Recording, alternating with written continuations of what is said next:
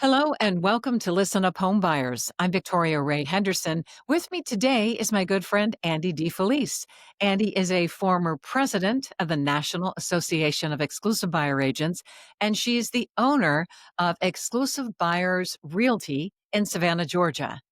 Andi, what are we going to talk about today? Well, Nick, I thought it would be a good time to talk about what to look for and what to ignore when you're looking at homes. I'm working with a lot of first-time home buyers now, and I'm realizing that they don't really know what it is they're looking for when they go to look at a home because they've never done it before. So I thought it Yeah. would be a nice way to talk about what you should look for and, more importantly, what you should ignore when you're looking Mm. at homes. Yeah, that's a good point. And I guess it really begins when you're going into the neighborhood. It really does. And I suggest to a lot of my buyers, go do a drive-through before we even get together. We went out yesterday and we looked at 7 houses with a first-time home buyer. Ah, And by house 4, we couldn't remember house 1 because yes. everything gets so muddy. So if you drive through the neighborhood and you see things that don't fit for your lifestyle or that make you uncomfortable, then we can take that house off the list before we even step in the front door. If we pull up in the driveway and you already can tell just from the feel that you get pulling up in the driveway, we don't even have to go in. I have to Mhm. go in, leave a business card because I've made an appointment. I've inconvenienced a seller, so I don't want to just drive away. They all Mhm. blend into one house by the end of the day. Yeah. So the more you can take off of your list, the better off you are.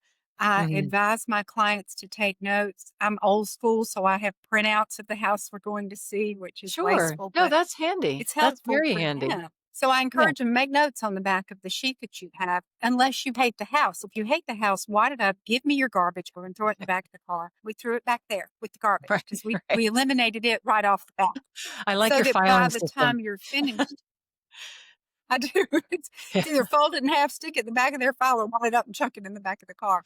And also, especially first-time home buyers, you're buying this house. You are allowed to open a kitchen drawer.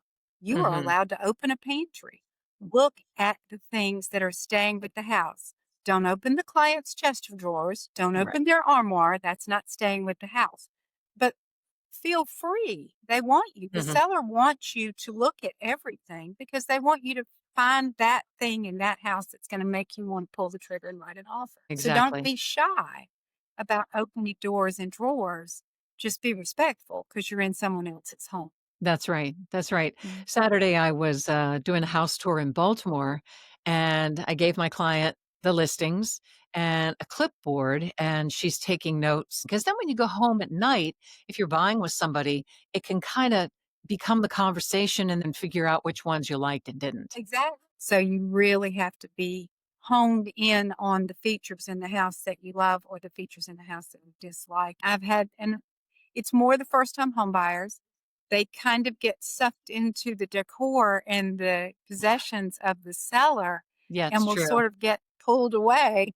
And you have to bring them back and say, remember, none of these things are for sale. You Right. don't worry Right. about it. Yeah. And sometimes especially if the seller has a beautifully decorated home, it's very easy to get kind of lost in the awe of all of it. Sure. And Yeah. that's when I just say, okay, well, think about how good this looked. And if we buy this house, you can replicate this. Pictures are Exactly. online. You can go in and look at how they decorated it. Right. Right. Um, Yeah. So with your years of experience, where else do you kind of start to position your clients so that they're looking at the right things? They don't need me to tell them that it's beautiful countertops, right? Mhm. You can see those. So I'm not one of those agents that goes and here's the kitchen because you're in it. I mean, it's not that. Um, Yes. I Right. tell my clients, this is just the way that I operate. I'm going to point out more negatives than positive because I've been Mhm. doing this so long. I know what to look for with regard to things that are of concern. So I'm not trying to kill a deal. I'm not trying to dissuade you from purchasing something you love, but I do want to point out things if I see them that are concerning to me. Mhm. Um, Good. Good. like yesterday, one of the houses we were looking at had water stains on the ceiling in the living room. Well, I went Mm. back to the seller's disclosure statement and they've replaced the roof within the last year. Oh, okay. Obvious reason for water stain, Right. you would think. So we need to do a Mhm. little bit further investigation if that's a house we choose to pursue. But she wouldn't have looked up to see, and it was a faint water stain, but it was a water Mhm. stain nonetheless. I always remind my buyers, usually before we walk in the front door, that 9 times out of 10 in today's market, we are being recorded. Oh, yeah. Sellers can put recording devices in their homes. It's their home. They have a right to do that. You don't let it make you feel creepy. They're not spying on us necessarily. But it does mean we need to keep our conversations to a minimum. You don't want Yeah, to say anything negative or positive about their right, house. Just keep your right. conversations to a minimum. That's But it's it. true. It's true, It and so is. you do wanna limit, what you're saying, Well, and two, think about it in a different vein. If you say something very negative about it and the seller hears you, and then you decide at the end of the day, maybe that house will work, let's make an offer on it. yeah, Well, now you've harmed that seller's feelings. So you mhm, just don't want to put yourself in a position to give away anything, right, positively or negatively. Just right. keep your comments to yourself. What other tips do you have with all your experience doing this? I have had some buyers that get so wrapped up in the way the house is decorated because Mhm. there are people who have a real keen eye for decorating. I'm not one of them, but there are. And you get so tied up in, oh my gosh, this is just beautiful, that you're Right. not paying attention to how big are these rooms. You Mm, got to pay attention to the layout. What's the flow? Um, are there enough bathrooms to accommodate your family?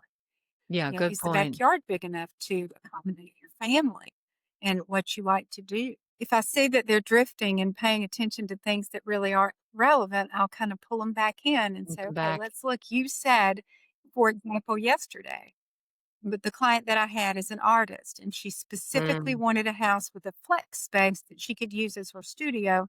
And she said, I do not keep it neat. So it needs to be tuck. away from the main house. Right. Well, the house that she fell in love with, you walked in the front door and it opened up completely beautiful.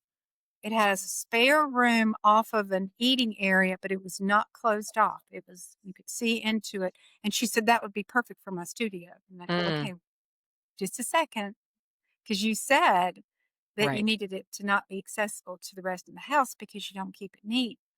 I don't see how you could close this off. Yeah, Can you make that work? Because yeah. we got to be doing a lot of listening when Oh, our yeah. clients are talking about what's important to them, Oh, for because sure. sometimes they forget what they said and you have to bring them back. I was in the backyard of a property Yeah, on Saturday, and, a client points up at this hill headed to the house, and she says, "You think that's gonna be a problem with water?" I said, "Yeah, it really could be."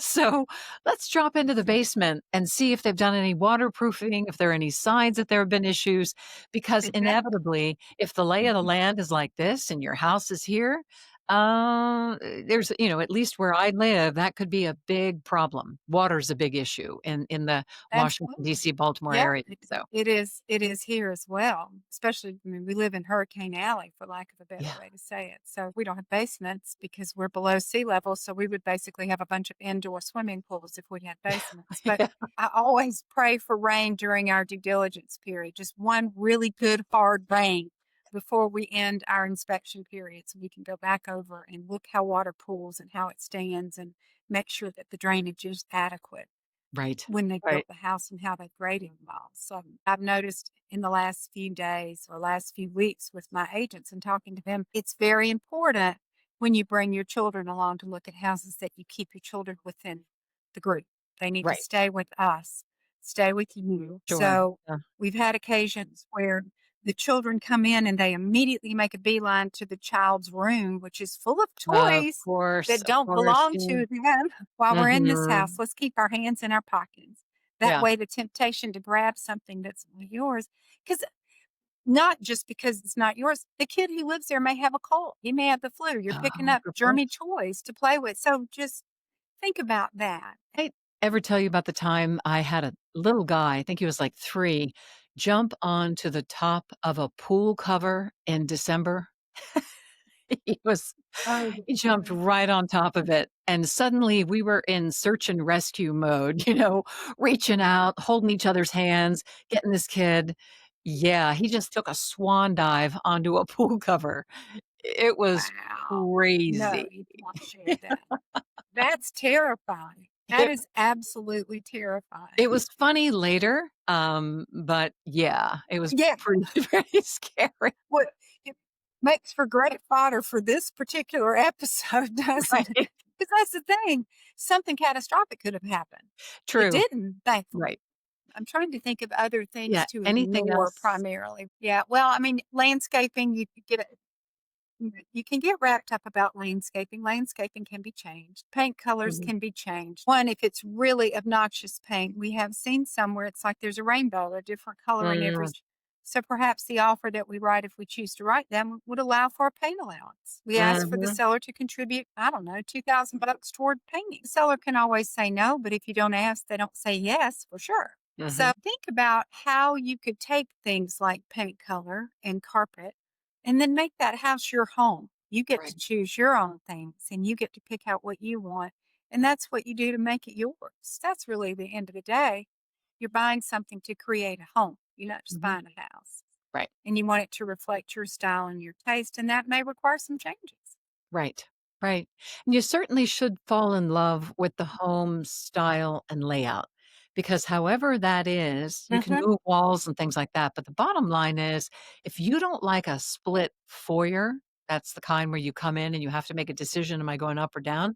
If that's not your Yep. thing, then that's not ever going to be your thing. So we can eliminate those, Right. from the house tour. Exactly. Well, that kind of falls back into the when you pull up in the driveway. Same goes for when you walk in the front door.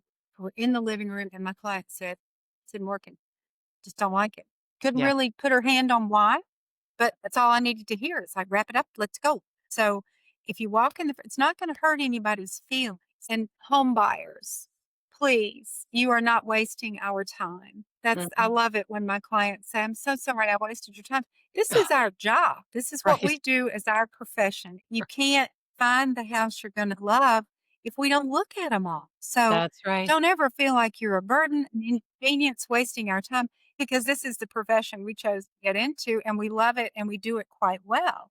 So let us do our jobs. Don't feel like you're a burden to us. And let's find that perfect house that's going to work best for you in the end of the day. Andi DeFelice is the owner and broker of Exclusive Buyers Realty in Savannah, Georgia. Andy, thanks a lot for joining me on Listen Up Home Buyers. Thanks. It was great. I enjoyed seeing you. Now go dry your hair. I couldn't find Have my a hair good. I dryer. love it. I think it's great.